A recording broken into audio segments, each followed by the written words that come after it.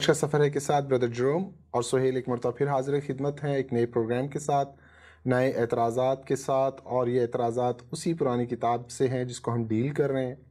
और ये किताब जनाब मरहूम मिर्ज़ा बशीरुद्दीन साहब ने लिखी थी, जिसमें मसीहत पर बहुत से एतराज़ात किए गए थे। और अब आज हम इस प्रोग्राम में सफ़ा नंबर 35 पे जो एतराज़ात किए गए हैं उनको देख रहे हैं। अब पहला एतराज़ है सवाल की सूरत में कि क्या ऐसा मुमकिन है कि इंसान अपने मकासद के लिए हकाइक को तब्दील कर सके।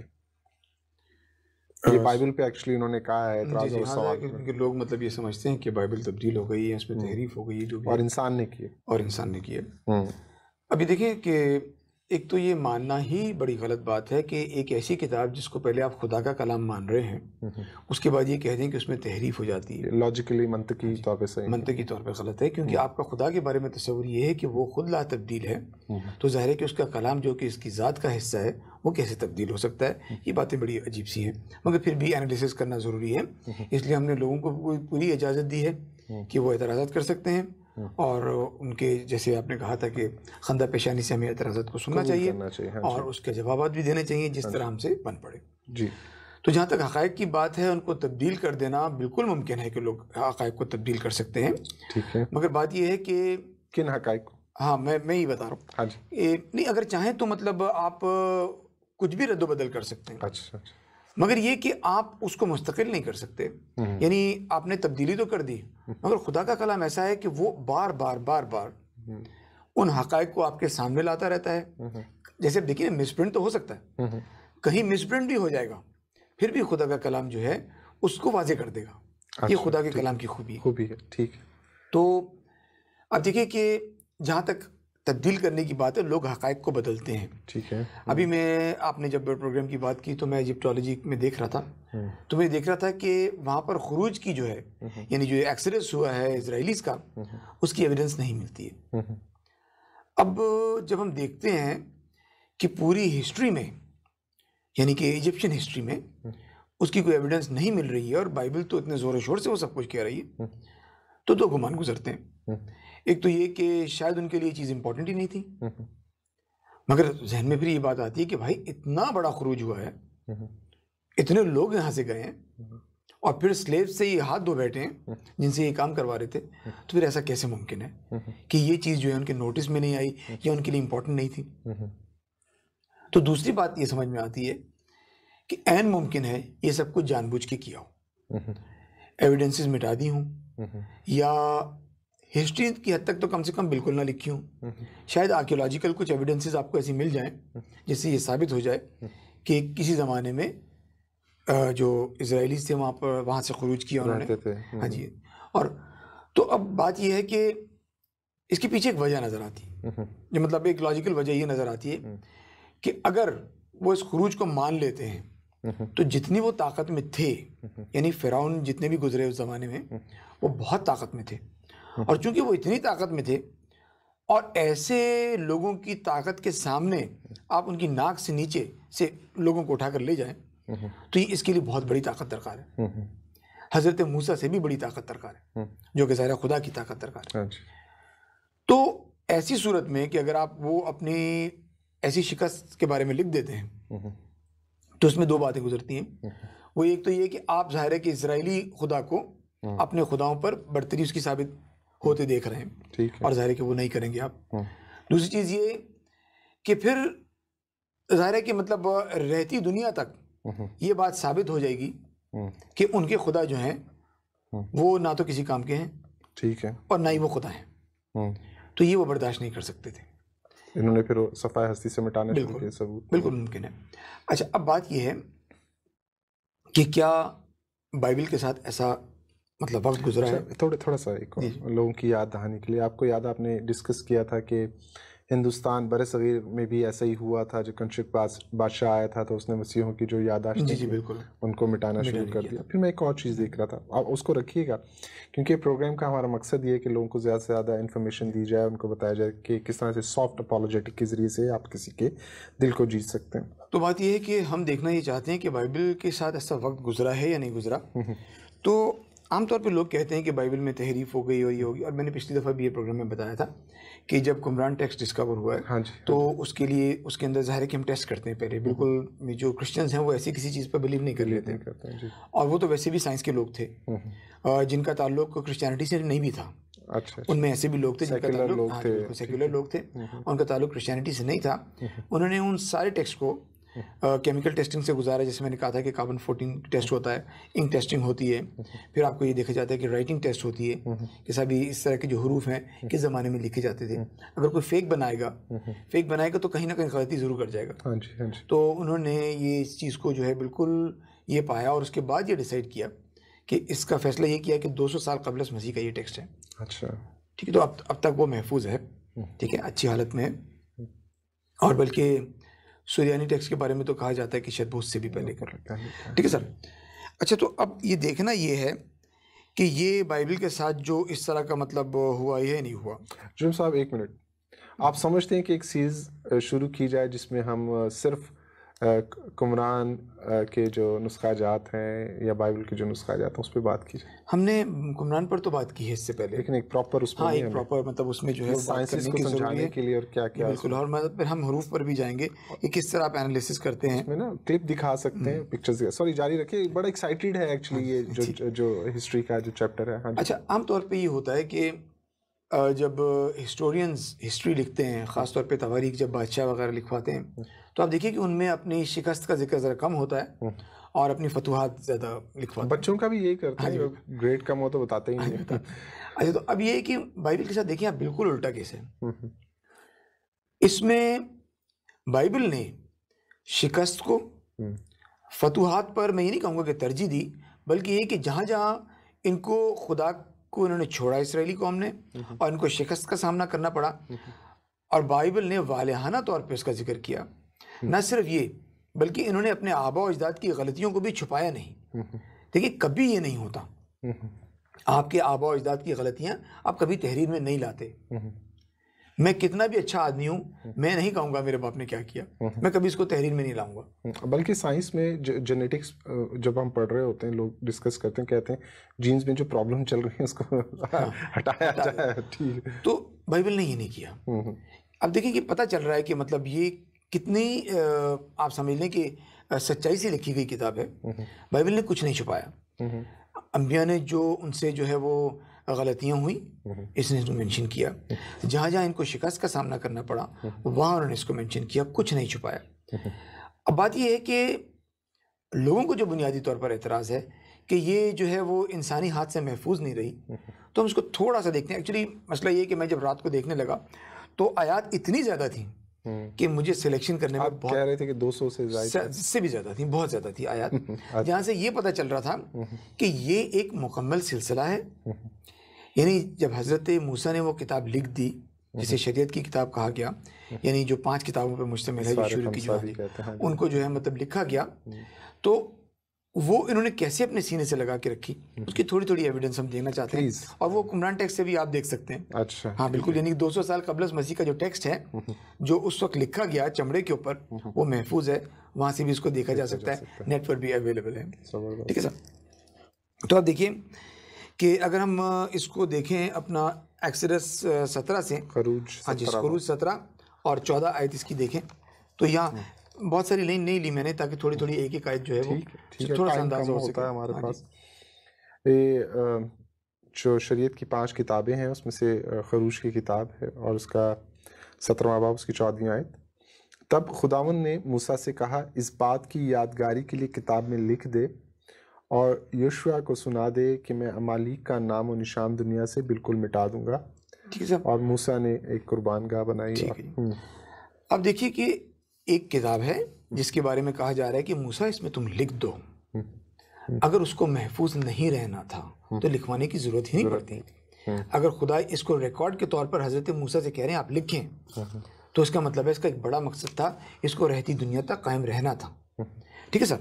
फिर हम ड्यूटरोनॉमी में आ जाते हैं। 17 बाब है, 17 और 18 आयत ज़हन में रखिए नाज़रीन कि ये क़ब्लस मसीह 1,500 साल क़ब्लस मसीह है तकरीबन। ठीक है, ये दौर जो है हज़रत मूसा का, यानी आज से 3,500 साल पहले का दौर है। अगर आप अप्रॉक्सीमेट मतलब कबल value लगाएं। इस्लाम कितना बना है ये? कबलस इस्लाम आप 600 माइनस कर दीजिए इसमें से, तो वो तो 3000 से 3000 के लगभग मतलब जो है वो बनता है। ये इसलिए कि अहमदी हजरात मतलब अपने आप को मुसलमान ही कहते हैं। अच्छा, और जब वो तख्ते सल्तनत पर जुलूस करे तो उस शरीयत की जो लावी काहिनों के पास रहेगी एक नकल अपने लिए किताब में उतार ले। देखिए राइटिंग और रिकॉर्ड कितना इम्पोर्टेंट है। अब ये उसी ज़माने की यानी कि आज से 3500 साल। अब हम ये कि थोड़ा सा नीचे आ जाते हैं दरमियान के दौर में, नहीमिया के दौर में। ठीक है साहब, नहीमिया का दौर जो है ये नहीमिया 8 बाब और 5 से 8 आयत हम पढ़ेंगे, और इसमें जो हज़रत मूसा के 1000 साल बाद का दौर है ये, यानी 1000 साल बाद भी रिकॉर्ड कितना इम्पोर्टेंट है उन लोगों के लिए। ये हज़रत नहीमिया का सहीफ़ा है, उसका 8 बाब है, उसकी 5 से 8 आयत तक। और अज़रा ने सब लोगों के सामने किताब खोली क्योंकि वो सब लोगों से ऊपर था, और जब उसने उसे खोला तो सब लोग उठ खड़े हुए। और अज़रा ने खुदाए अज़ीम को मुबारक कहा, और सब लोगों ने अपना हाथ उठाकर जवाब दिया, आमीन आमीन। और उन्होंने औंधे मुँह ज़मीन तक झुककर खुदावंद को सजदा किया। और यूशुआ और बानी और सर्बिया और यामिन और अकूब और सबती और हूदिया और मासिया और कलीता और अजरिया और यूज़बत और हनान और फिलाया और लावी लोगों को शरीयत समझाते गए, और लोग अपनी अपनी जगह खड़े। ठीक है, तो कहने का ये है कि मतलब ये शरीयत समझाते गए, और जाहिर है कि डेफिनेटली रिकॉर्ड की बुक में से पढ़ रहे थे। ठीक है साहब, पढ़ के सुना रहे थे। वो ऐसे नहीं कर रहे थे। हालांकि ये सब हाफिज थे, ऐसी बात नहीं है, नहमिया इज़्रा वगैरह सब हाफिज थे, मगर फिर भी रिकॉर्ड कीपिंग उनके यहाँ इतने इंपॉर्टेंट थी हज़रत मूसा के 1000 साल बाद भी। मतलब गलती को अफोर्ड नहीं कर सकते, यानी दे वर सो कॉशियस अबाउट एवरीथिंग कि वहाँ मतलब ये क्रेडिट जाता है मतलब बनी इसराइलियों को इस बात का कि उन्होंने खुदा के कलाम को इतना संभाल कर हिफाजत से रखा। फिर हम आ जाते हैं आज से 2000 साल पहले यानी जनाब मसीह के दौर में। और सोहेल मतलब यानी कि समझ ली कि हज़रत मूसा के 1500 साल बाद यानी कि 2000 साल पहले आज से मसीह ने लातादाद बार उन किताबों के रेफरेंसेस दिए जो कि शरीयत कहलाती हैं, और उन किताबों के रेफरेंसेस दिए जो कि साहिफ़ अंबिया के जो मतलब ज़बूर में से मतलब बेशुमार किताबों में से उन्होंने रेफरेंसेस दिए। तो कहने का सिर्फ मतलब ये है कि वो किताब उस वक्त अवेलेबल थी, लोग उनको मान रहे थे, यानी मसीह के दौर में भी लोग मान रहे थे और पढ़ भी रहे थे। जनाब मसीह ने खुद भी पढ़ा, बिल्कुल पढ़ा, आपने पहले खुद। और अब जैसे हम कह रहे हैं कि 200 साल पहले का टेक्स्ट हमारे पास मौजूद है, मसीह से भी 200 साल पहले का टेक्स्ट मौजूद है, तो अब तो लोगों को कोई शक नहीं होना चाहिए कि इसमें कोई तहरीफ की गुंजाइश नहीं है। हकाइक को बदल नहीं सकते क्योंकि उन हकाइक के ज़रिए से उनकी ज़िंदगियाँ बदली हुई हैं। वो सच की तालीम अगर देना चाहते हैं तो फिर झूठ का प्रचार नहीं कर सकते। सच्ची किताब हाथ में पकड़ के झूठ का प्रचार करना मुश्किल हो जाता है।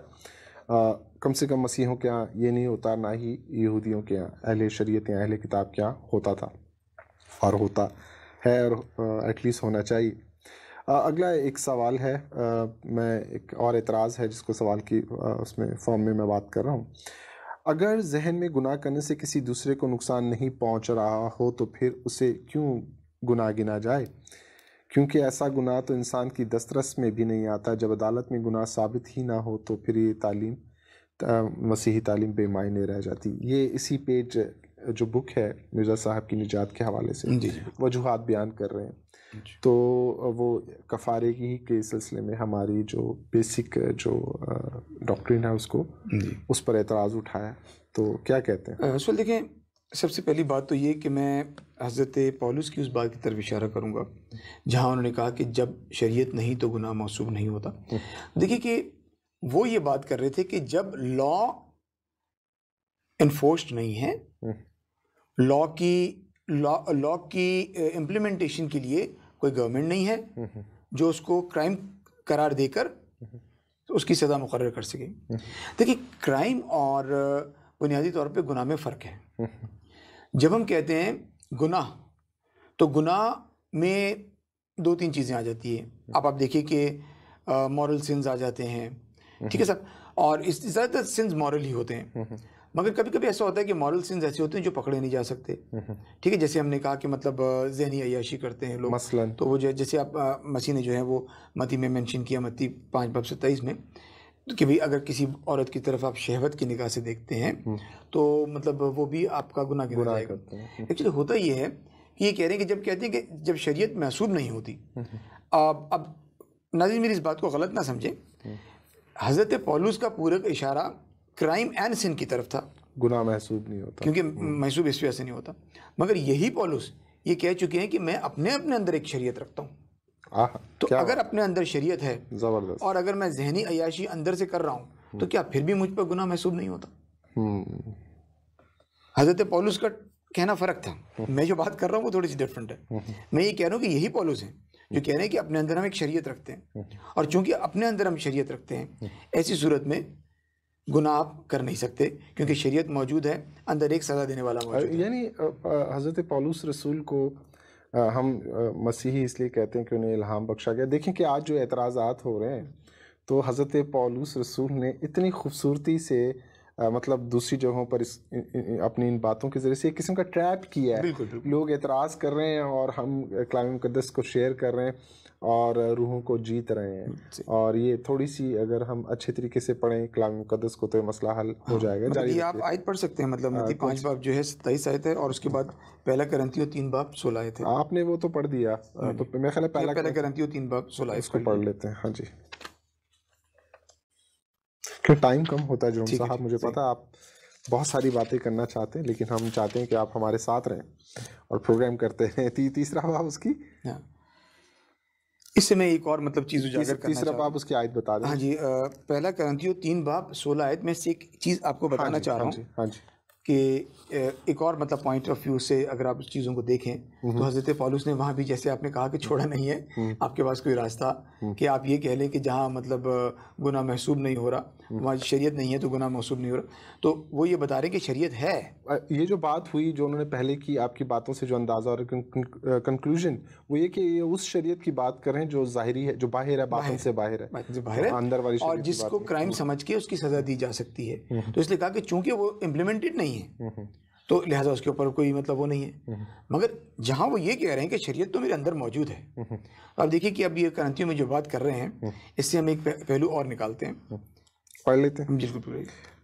जनाब पौलुस रसूल का करंथियों के नाम, उनकी कलीसिया के नाम खत, उसका तीसरा बाब उसकी 16वीं आयत, क्या तुम नहीं जानते कि तुम खुदा का मकदस हो और खुदा का रूह तुम में बसा हुआ है? ठीक है सर। आप देखिए कि आप ये कह रहे हैं कि आप खुदा का मकदस हो, खुदा की हैकल हो और आप में खुदा का रूह बसा हुआ है। अच्छा, आप ये बताइए कि अगर मेरे घर में आके कोई आदमी गंद करे, मैं क्या करूँगा? कचरा फेंके मेरे घर में, क्या मैं नाराज़ नहीं होऊंगा? बिल्कुल नाराज़। तो अगर ये कहा जा रहा है कि खुदा यहाँ बसता है, बल्कि आप आने ही नहीं देंगे, बिल्कुल आने आपको पता होगी उसकी आदत और आप कभी भी नहीं आने देंगे। क्रिश्चियनिटी ये समझा रही है आपको कि your body is not yours, जबरदस्त, ये खुदा की चीज़ है।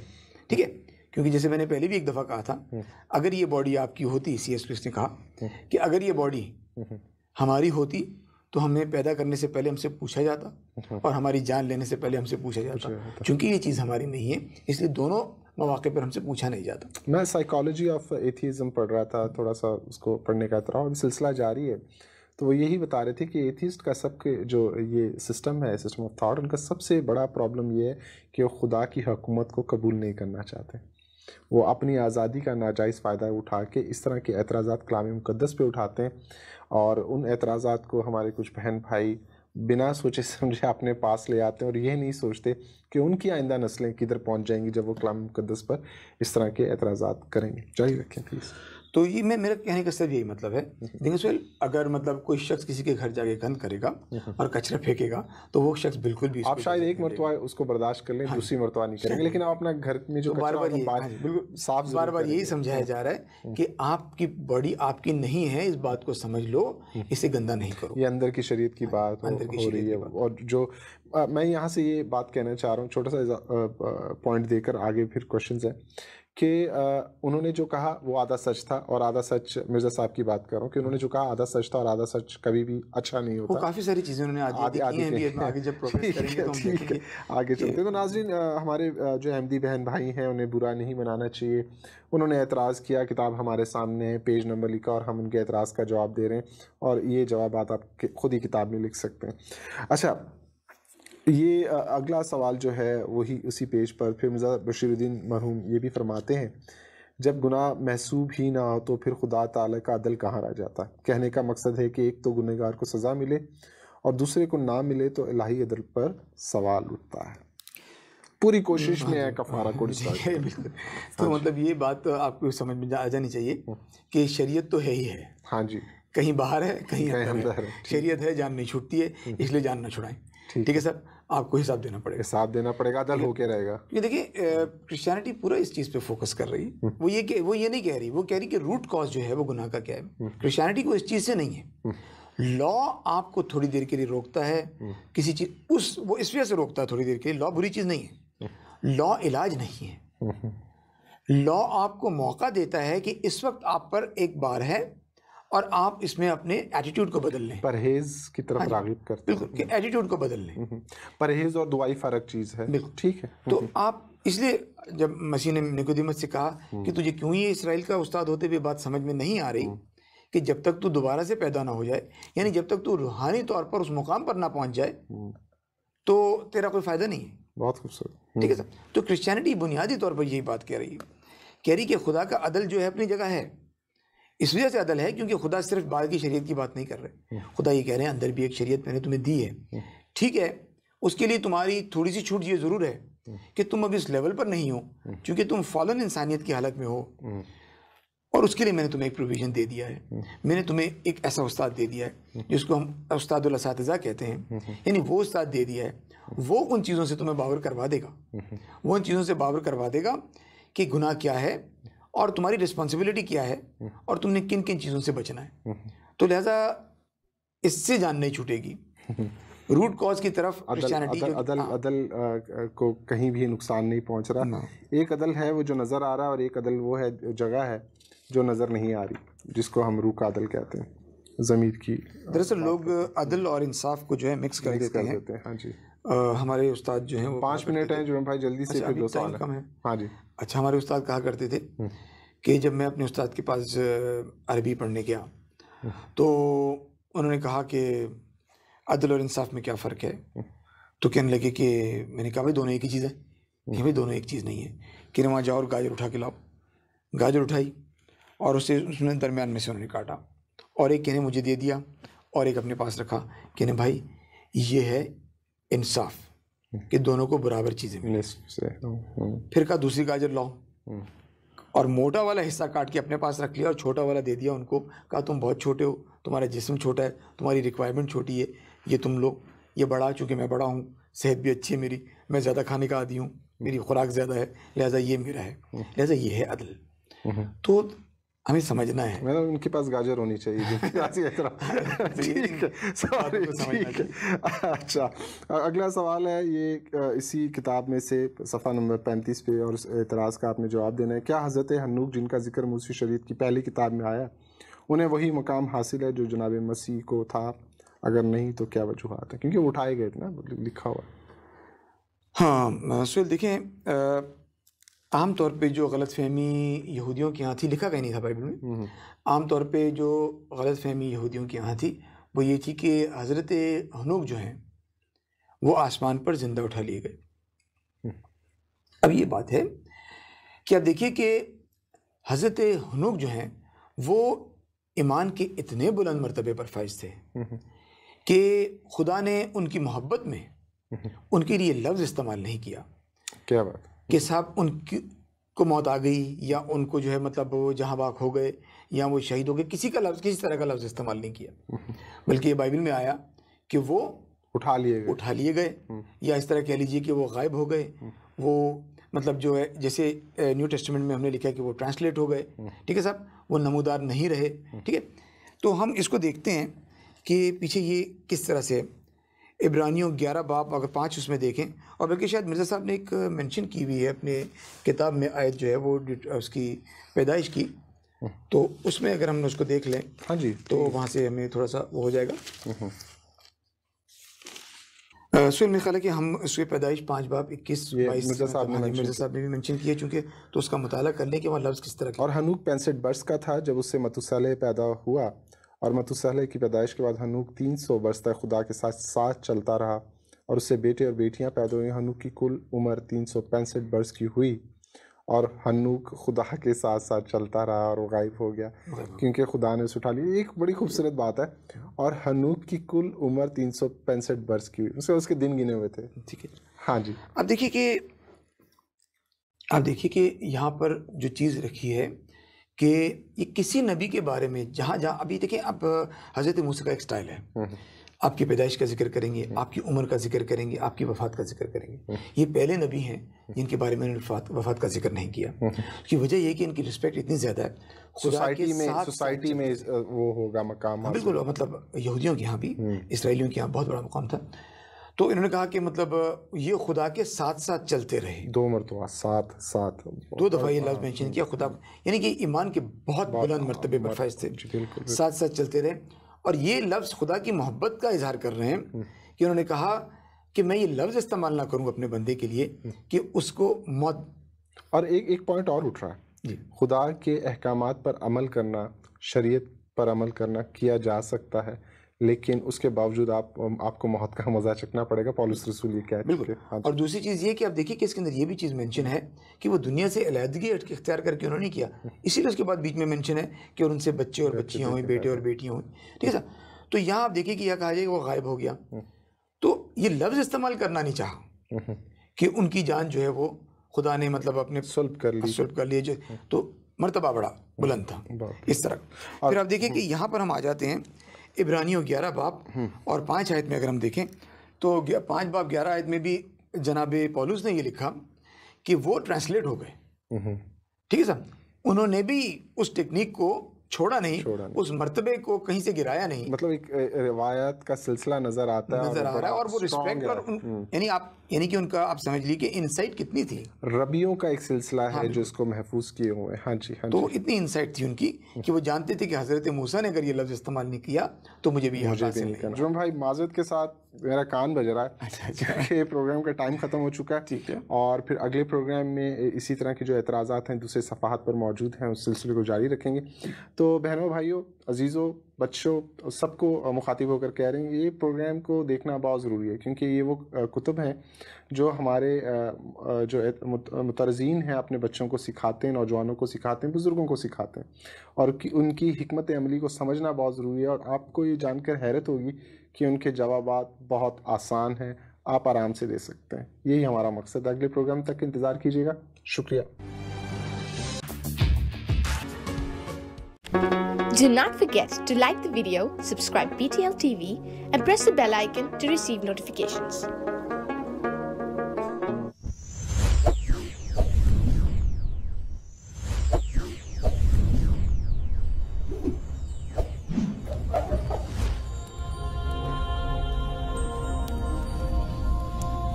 Jesus is the light of the world.